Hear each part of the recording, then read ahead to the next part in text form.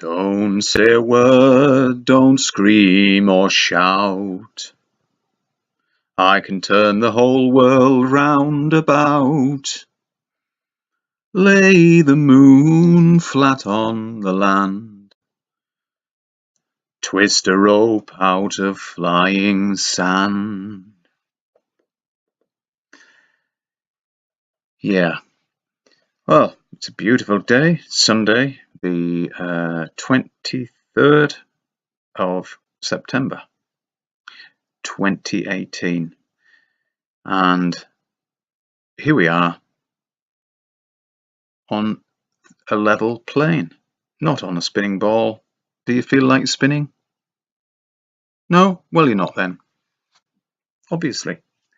It's that obvious. I've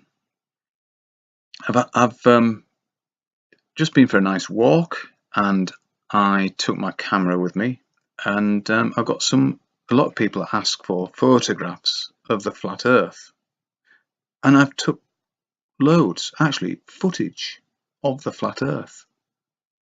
So if you want to see that, stay tuned. I will reveal. Of course, I just took photographs, but every photo is of the flat Earth because that's where we live. You're a fool, and you have been fooled if you think that you're living on a spinning ball. That's that. Oh, I won't believe until I can see the whole thing. Well, you never see the whole Earth, do you? Obviously, it's not a spinning ball, but if it were a spinning ball, they've never shown you the whole Earth, just one half of it. So get a grip of yourself.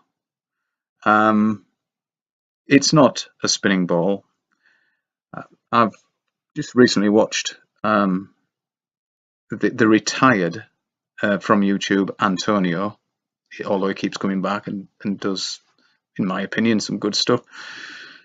And he has just destroyed the equinox because on a globe it would have to be 12 hours day, 12 hours night, because of the so-called angle of the axis of the Earth.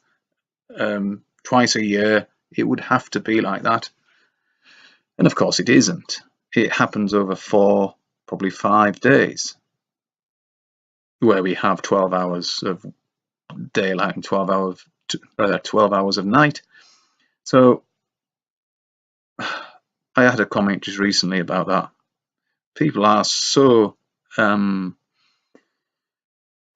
they're just fooled, and they are so reliant on authority, or what they think is an authoritative opinion, because all it is just a blanket of wool to pull over your eyes. That's all it is, to keep us on the ball. But why would they want to keep us on the ball? Why would they lie? Well, I know I like Dell's idea of the crime scene where there's a murder and the detective looks at the murdered person, and says, well, I can't see a motive, so I'm not going to investigate. There can't have been a murder. It's a bit like that. You see, I like that because you don't have to have, or you don't have to know why to realise that we have been lied to. But in my opinion, it's to stop us as humans, stop us wondering what's beyond. The barrier that we have is the vacuum of space, according to their bullshit. We know that's not real, but it's a very effective barrier if you do believe in it, because you can't just jump on a rocket and head off to other worlds. Not that there could be any out there anyway. So it's better than iron bars. It's better than a bear trap or something like that. It is a mental barrier, a mental cage. Colluding to keep the world above. That's it. They're really, really Because it's the dangerous. control Yeah, it's control. of the They're fucking human really population. control of the human, yeah, Yeah. and the psyche, controlling the Of psyche. course. Yeah. Because Yeah. we're trapped, aren't we? Trapped. We're Yeah. insignificant monkey seeds. I couldn't tell you whether there are other lands beyond the ice. No idea. Not a truthful, genuine idea. Anyway, I couldn't say, "Oh, I've been and this is what it's like," and because I have no idea. But there very well could be. There probably is. Most probably. That's how I see it. And there doesn't have to be a dome, but I think there is some kind of a barrier above us. And that's all. It's just speculation. I have no idea whether there is or not. But that's what I think. And it's good to ponder over these things, but you'll never know until you know. Now, people with an academic qualification, they could think that they are smart. They might think they know everything about a subject or quite a lot about many subjects. Nobody will never know everything there is to know, of course. But it seems to be that they are the hardest people to reach, to get through to. The people who have had an education, a so-called education. I just call it schooling. Because to be educated is to have knowledge. And if that knowledge is bogus, then that's not an education. It's just, in fact, it's probably the opposite. It's filling your mind with total rubbish and not leaving room for the real stuff. Now, I knew a chap who lived in our village, and he worked for ICI, and he came up with the formula for those very thin polythene shopping bags that we used to get. Don't think that you can get them anymore. Maybe you can, I don't know. And before they were quite a lot thicker, if you remember. Now, he was very clever in his chemical engineering or whatever field he worked in. I presume that was it. He was quite a lot older than me. He's dead now. He died within the last 10 years, maybe, anyway. But this chap, he was pleasant enough, but he didn't have what you could call very good social skills. You probably heard the phrase, he can recite pi up to 300 decimal places, but he can't tie his own shoelaces. He was a bit like that. A savant, maybe, something that, well, in those kind of in that area, I suppose he was. I'm not going to say he was a flat earther because I've no idea. That subject never came up. But I used to come and drink in the pub quite a bit. So, not that I was in the pub, not in the bar at that time, but he was well educated in one field, yet remarkably lacking in others.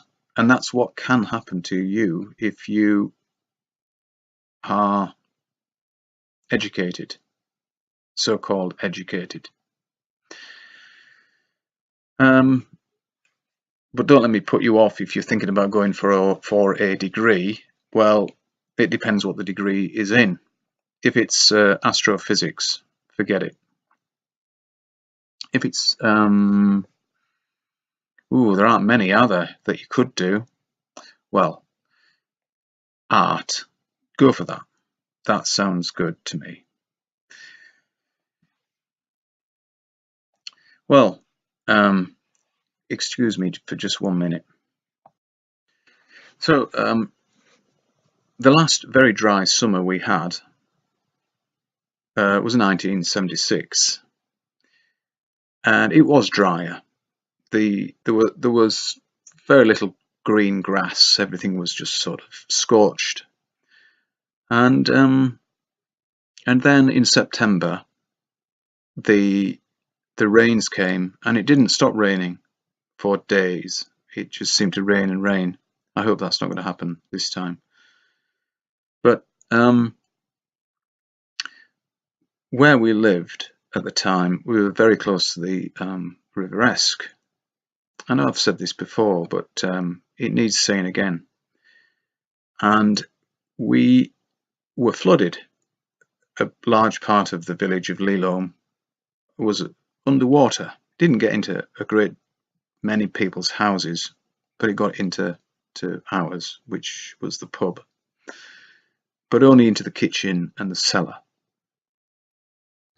Now, just we lived. The pub is near the bridge, the quite a famous bridge. Many people have painted it and photographed it. You see it in many paintings and photographs in this area anyway.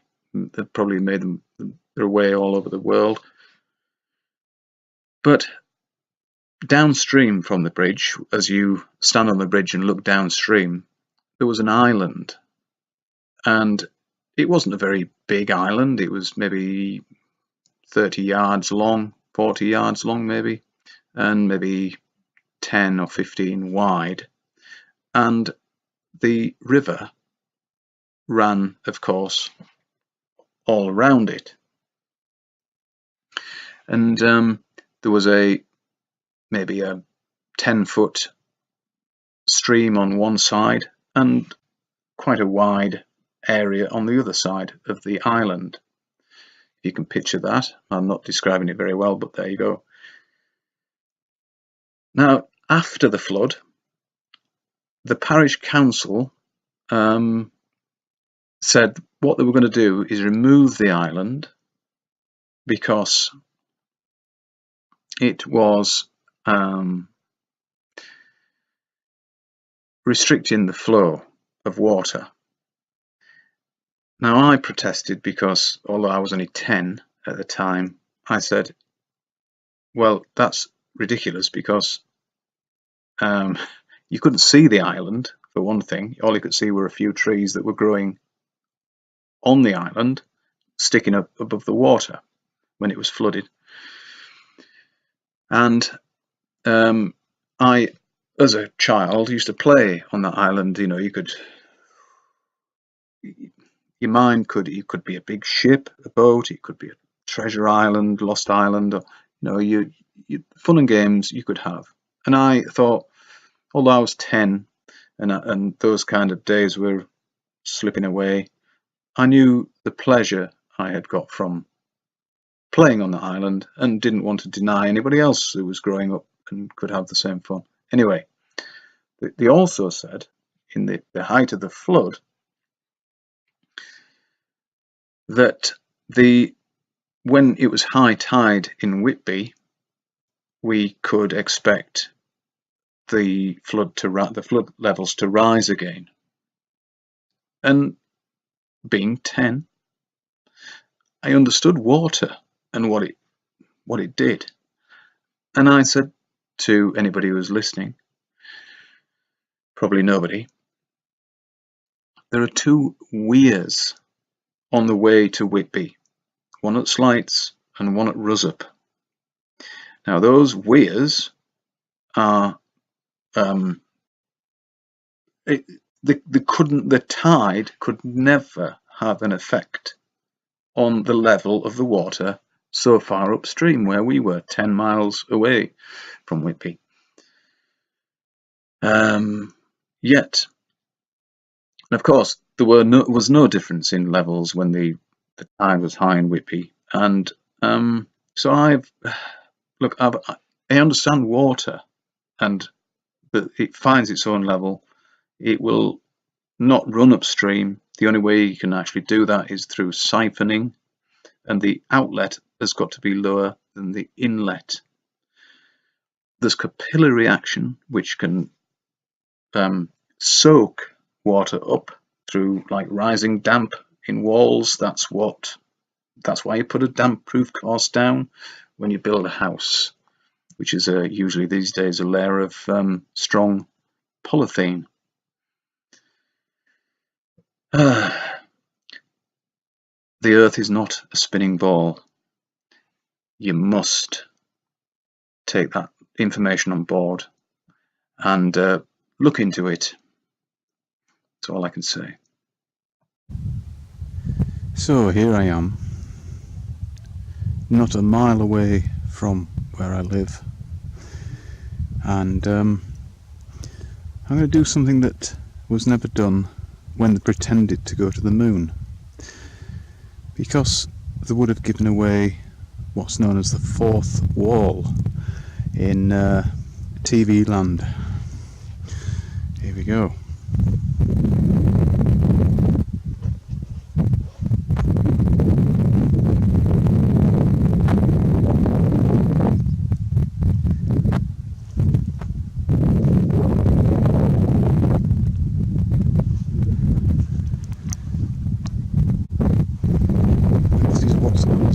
Milestone, or just a marker stone really. They weren't set at miles, I don't think, or they don't appear to be these days, but it was just simply to show the next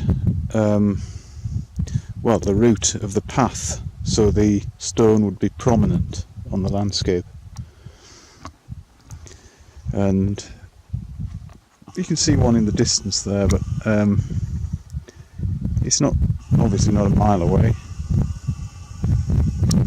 and the moon is obviously not 238,000 miles away. Just ridiculous.